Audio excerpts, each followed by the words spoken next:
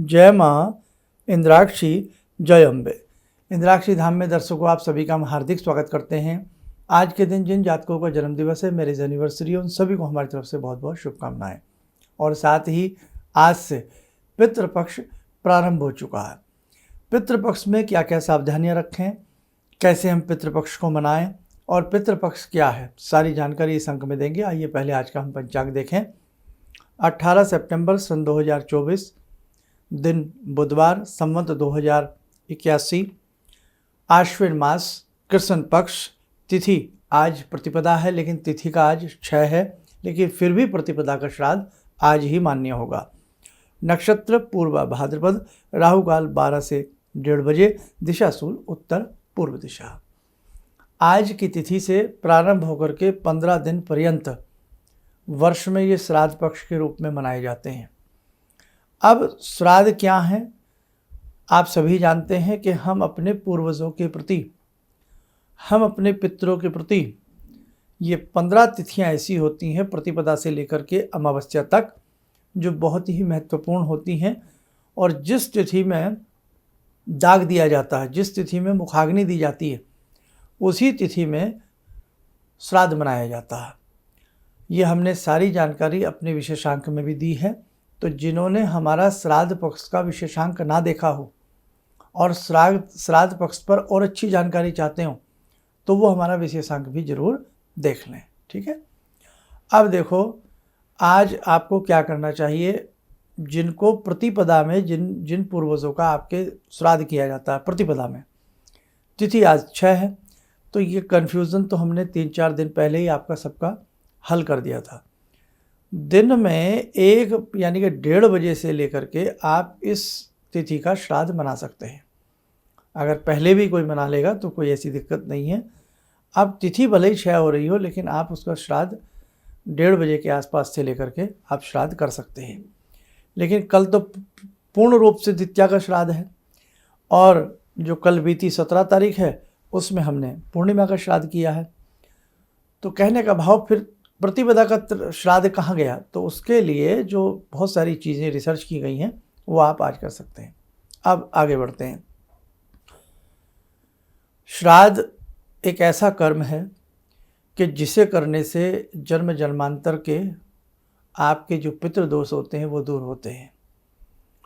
पितरों के निमित्त बहुत अच्छी भावना रखते हुए जिस घर के बालक, जिस घर के ज्येष्ठ पुत्र नतमस्तक होकर के ब्राह्मण को भोजन कराते हैं, गौ माता की सेवा करते हैं, बहुत अच्छा लाभ मिलता है। और एक कॉमन उपाय, आप श्राद्ध मनाते हैं या नहीं मनाते हैं, लेकिन एक कॉमन उपाय आप सबके लिए हम बता रहे हैं। आपको क्या करना है, लोटे में जल, थोड़ा गंगा जल, कच्चा दूध, थोड़ा तिल आदि मिला करके दक्षिण दिशा की तरफ मुख करके ओम पितृदेवताभ्यो नमः बोल करके वो जल पितरों के निमित्त देवें। इन दिनों में चलते फिरते उठते बैठते गायत्री मंत्र अत्यधिक करें। आप मानसिक रूप से गायत्री मंत्र जप सकते हैं, पितृ गायत्री जप सकते हैं, लेकिन गायत्री जपें तो बहुत ही अच्छा आप सबके लिए रहेगा। अब एक बात और यहाँ पर निकल करके आती है, बहुत लोग ऐसे हैं जिन्हें ये मालूम नहीं है कि हम अपने पितरों का श्राद्ध किस दिन करें। तो इसमें एक तिथि और ध्यान रखें आप कि उस तिथि में, जिस तिथि का नाम है अमावस्या, जिसे पितृ विसर्जनी अमावस्या के नाम से भी जाना जाता है, सर्व पितृ श्राद्ध तिथि के रूप में जिसे मानते हैं। तो जिन्हें ये मालूम ना हो कि हमारे जो पूर्वज रहे हैं उनका श्राद्ध किस तिथि में करें, उन सब का जो श्राद्ध है वो अमावस्या में किया जाता है। और वो तिथि आप नोट कर लें, वो आपको मिलेगी 2 अक्टूबर को। 2 अक्टूबर सन 2024 अमावस्या का दिन है, सर्वपितृ श्राद्ध अमावस्या है ये। और 3 अक्टूबर से नवरात्र प्रारंभ हो जाएंगे। और इसी में एक संदेश और जोड़ दें, 12 अक्टूबर विजयदशमी से हम सब लोग एक विशेष साधना से जुड़ने जा रहे हैं। देवी भगवती की एक विशेष साधना है। जो भी साधक इस साधना से जुड़ना चाहे वो अपना नाम, नंबर, मोबाइल नंबर और कहाँ से बोल रहा है लिखवा दे। कितने साधकों को वो जोड़ना चाह रहे हैं वो भी लिखवा दें। ये साधना सबके लिए फ्री ऑफ कॉस्ट है, किसी प्रकार का शुल्क नहीं है। और इस साधना का भी हमने एक विशेषांक बनाया था कि 12 अक्टूबर से शुरू होने वाली दैवीय साधना, वो वाला अंक आप हमारा ज़रूर सुन लें, ठीक है। ये तो हुई बात अमावस्या की। अब श्राद्धों में भी कुछ तिथियां बहुत विशेष होती हैं, वो समय समय पर हम इन श्राद्धों में आपको बताते रहेंगे। आपके पूर्वजों को, आपके जो भी परिजन आपसे बिछड़े हैं, जिनका हम श्राद्ध करते हैं, उन्हें क्या क्या पसंद था, क्या वो खाना पसंद करते थे, कौन सा फल उन्हें पसंद था, उनके निमित्त आप ये फल बांट सकते हैं जो भी उन्हें पसंद था। सफ़ेद मिठाई पितरों को बहुत पसंद होती है, सफ़ेद पुष्प पितरों को पसंद होता है, इसलिए ध्यान रखें उनके निमित्त सफ़ेद मिठाई और सफ़ेद पुष्प अर्पण किए जाएं, बड़ा अच्छा रहता है। विशेष ध्यान कि पितृ पक्ष के किसी भी पूजन में रक्त पुष्प, लाल रंग के फूल जो होते हैं वो वर्जित होते हैं, वो चढ़ाए नहीं जाते हैं। आप पितृ तर्पण कर रहे हैं, कुछ भी कर रहे हैं, पितृयज्ञ कर रहे हैं, पितृ पूजन कर रहे हैं, कोई त्रिपिंडी आदि कर रहे हैं, कुछ भी कर रहे हैं आप, तो ध्यान रखना बेटे उसमें लाल फूल ना चढ़ाएं, सफ़ेद पुष्पों को ही चढ़ाया जाता है। एक बात और जो बड़ी आपको शायद बहुत लोगों को चुभ सकती है कि जो लोग गया जी में जाकर के पितरों का श्राद्ध कराए, पिंडदान कराए, तो क्या वो भी श्राद्ध कर सकते हैं या उन्हें पिंडदान के बाद नहीं करना चाहिए? इस पर बहुत समय समय पर संतों मुनि जनों की सभाएं लगती रही हैं, वक्तव्य अपने अपने सब प्रकट करते रहे हैं। तो मैं भी इस वक्तव्य का व्यक्ति हूँ कि यदि आप गया जी में जाकर के अपने समस्त पूर्वजों के नाम से या पितरों के नाम से पिंडदान आदि करके आ गए हैं और अब आप हाथ मल करके बैठ जाएं कि भाई आई एम फ्री, अब ना करें, तो भाई ऐसा ना करें। जिन्होंने हमें जन्म दिया है, अपनी गोत्रावली वंशावली में हमें शामिल किया है, जो हमारे लिए न जाने क्या करके चले गए, तो बेटा साल के 15 दिन आते हैं और 15 दिन में भी एक ही तिथि तो आती है उनके नाम से, जिस तिथि में भी हम करते हैं। तो यदि हम उनके नाम से पिंडदान के बावजूद भी श्राद्ध करते रहें तो कोई अभिशाप नहीं है, कोई पाप नहीं है, बल्कि अच्छी बात है। और उनके नाम से कुछ ना कुछ दान निकालते रहें, कुछ ना कुछ हम करते रहें तो बहुत अच्छा है। अब इसमें और बहुत सारी बातें हैं कि घर में पति की डेथ हो गई है तो उनका श्राद्ध बेटा यहाँ रहता नहीं तो कैसे करें? तो बेटा प्रबंध करिए, आप बेटे को बुलाइए, बेटे से कराइए। और घर में यदि 3 पुत्र हैं तो श्राद्ध कौन करे?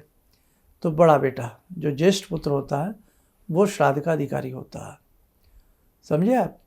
और इसी के साथ साथ पत्नी नहीं है तो क्या पत्नी का श्राद्ध पति कर सकता है? अगर पुत्र है तो पुत्र से कराए, नहीं तो फिर पति करे। पति नहीं है और पुत्र है और पत्नी है तो फिर पुत्र अधिकारी बनता है उसका। ऐसे ही नाना का श्राद्ध है, बहुत लोग के ननिहाल में कोई नहीं होता है, उसके भाई नहीं होते, मम्मी के हमारी, तो फिर ननिहाल में कौन करे साहब, ननिहाल का श्राद्ध कौन करे? तो उसके लिए भी अलग से पूरा वर्णन है, पूरा उसकी तारीखें हैं। और जो लोग किसी रोड एक्सीडेंट में मारे जाते हैं, अचानक अकाल मृत्यु जिन्हें अपने बाहुपाश में घेर लेती है, उनका श्राद्ध कैसे करें और कौन करे? तो उसी परिवार का जो बड़ा पुत्र है वो कर सकता है, या बड़ा जो भी ज्येष्ठ व्यक्ति है वो करे। और ऐसे लोगों का सबका अमावस्या में भी किया जा सकता है, तो कोई किसी प्रकार का हर्ज नहीं है। बाकी प्रतिदिन के हिसाब से हम कुछ ना कुछ आपको समझाने का प्रयास करेंगे। और पंच बलि जरूर निकालें, गाय के नाम से ग्रास निकालें, स्वान के नाम से नाम निकालें, पीपले का आदि यानी कि चींटियों के नाम से निकालें, और इसी के साथ साथ आप जो है काग के नाम से निकालें, और देवादिदेव बलि भी एक निकालें। कहने का भाव बेटा जितना आपसे बन पड़े उतना हम करें, और ज़्यादा कुछ नहीं बन सकता तो बेटे 1 लोटा जल 15 दिन नियमित देना। और अमावस्या के दिन अपने बड़ों के नाम से फल आदि कहीं भी गरीबों में कहीं भी आप बांट देना। इन दिनों में भगवती का स्वरूप समझ करके गौ माता की बहुत सेवा करना। 33 कोटि देवी देवता गौ माता में समाहित होते हैं, बहुत अच्छे से गौ माता की सेवा करना, और जो भी आपको पशु पक्षी जो भी दिखाई दें उन सब की आप सेवा करना, भूखों को भोजन खिलाना। कहीं भी बेगर्स में, साधु संतों में जितना भी आप फल फ्रूट अपने पितरों के नाम से बांटेंगे, मिष्ठान बांटेंगे, आप माने न माने आपके पितृ संतुष्ट होंगे। पितृ उसी तिथि को घर में आते हैं जिस तिथि में उनका मुखाग्नि दी गई थी, अंतिम संस्कार किया जाता। चंद्रलोक से ऊपर पितृलोक है और वहीं से वो लोग आते हैं सीधे। और एक ज़माने में कंडील व्यवस्था भी की गई थी कि साहब रोशनी आकाश में की जाती थी। दीपावली में, आज तो खैर सब कुछ अलग सा माहौल हो गया है, लेकिन दीपावली में आपको याद हो कि हम लोग लंबे से बांस के ऊपर, बम्बों के ऊपर एक दिया जलाया करते थे जिसे कंडील कहा जाता था, कंडील में रख करके जलाते थे ना। और दीपावली भी अमावस्या की होती है, तो अमावस्या में भी पितरों के नाम से बहुत कुछ किया जाता है और वो दिखाया जाता था कि ये आकाश मार्ग में रोशनी की जा रही है अपने पितरों के निमित्त। समझे आप? बातें तो इतनी अच्छी अच्छी हैं हमारे धर्म में, लेकिन हम भूलते जा रहे हैं। हम उन चीज़ों को मानने को तैयार नहीं हैं। आज हम दूसरों को अच्छा समझ रहे हैं, अपने धर्म को अच्छा नहीं समझ रहे हैं। आज हम दूसरों की मान रहे हैं, अपनों की नहीं मान रहे हैं। हमारे साधु संतों ने इतने ग्रंथ बनाए, इतना लिखा है हमें समझाने के लिए, उसे समझने को तैयार नहीं हम। बेटा, आपकी कुंडली हो, आपके हाथ की रेखाएं हों, विडाल से विडाल वास्तु दोष और पितृदोष समाप्त हो जाता है यदि आप बहुत अच्छे से इस समय पितृपक्ष को ध्यान में रखते हुए पितरों के निमित्त कुछ ना कुछ करें। ठीक है? चलिए, आप सबका कल्याण हो, भगवान श्री हरि सभी का कल्याण करें। जुड़े आज की दैवीय साधना से भगवान श्री हरि से। ॐ करारविन्दे न पदारविन्दं मुखारविन्दे विनिवेशयन्तं वटस्य पत्रस्य पुटे शयानं बालामुकुन्दं मनसा स्मरामि, बालामुकुन्दं मनसा स्मरामि। कस्तूरीतिलकं ललाटपटले वक्षस्थले कौस्तुभं नासाग्रे वरमौक्तिकं करतले वेणुकरे कङ्कणं सर्वाङ्गे हरिचन्दनं सुललितं कण्ठे च मुक्तावले गोपास्ति परिवेष्टितो विजयते गोपालचूडामणि शान्ताकारं भुजगशयनं पद्मनाभं सुरेशं विश्वाधारं गगनसदृशं मेघवर्णं शुभांगं लक्ष्मीकान्तं कमलनयनं योगवृद्ध्यानगम्यं वन्दे विष्णुं भवभयहरं सर्वलोकैकनाथं। कवच बना लें, ध्यान करें, श्री पुरुषोत्तम का शुभ आशीष हम सबके ऊपर बरस रहा है।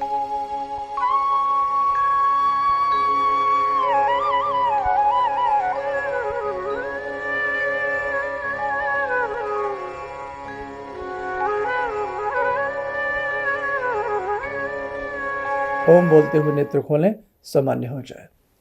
बाकी बेटा 12 अक्टूबर से जो दैवीय साधना आप सबके लिए हो रही है ना, उससे आप लोग जरूर जुड़ने का प्रयास करना। और हमारी यही विनती है कि स्वयं भी जुड़ें, अधिक से अधिक लोगों को इस साधना से जोड़ने का प्रयास करना। दीप से दीप जले, हम प्रसन्न हो, हमारा मित्र प्रसन्न हो, हमारे संबंधी प्रसन्न हो, हमारा राष्ट्र खुशहाल हो, हमारा धर्म उन्नति करे।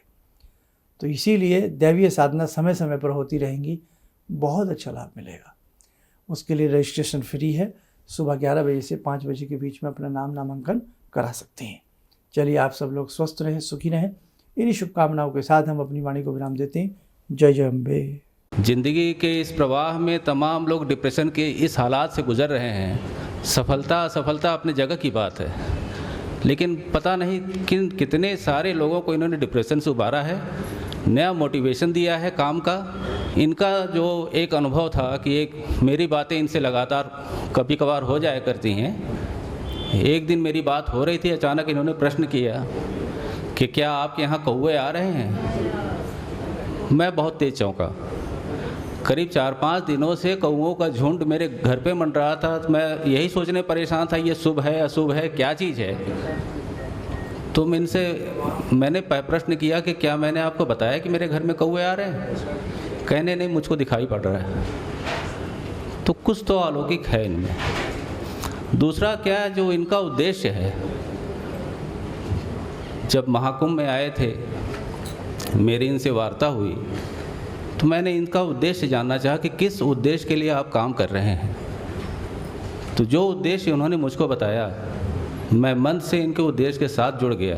इनके साथ तो जुड़ा था ही, अब इनके उद्देश्य के साथ भी हूँ मैं।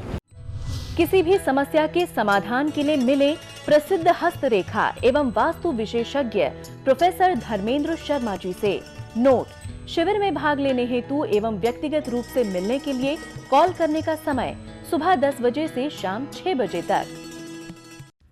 हमारे विभिन्न ज्ञानवर्धक कार्यक्रम देखने के लिए आप हमें अभी सब्सक्राइब करें, बेल आइकन को प्रेस करें ताकि आप देख सकें हमारा कार्यक्रम सबसे पहले। और अधिक जानकारी के लिए फेसबुक पेज को लाइक करना न भूलें।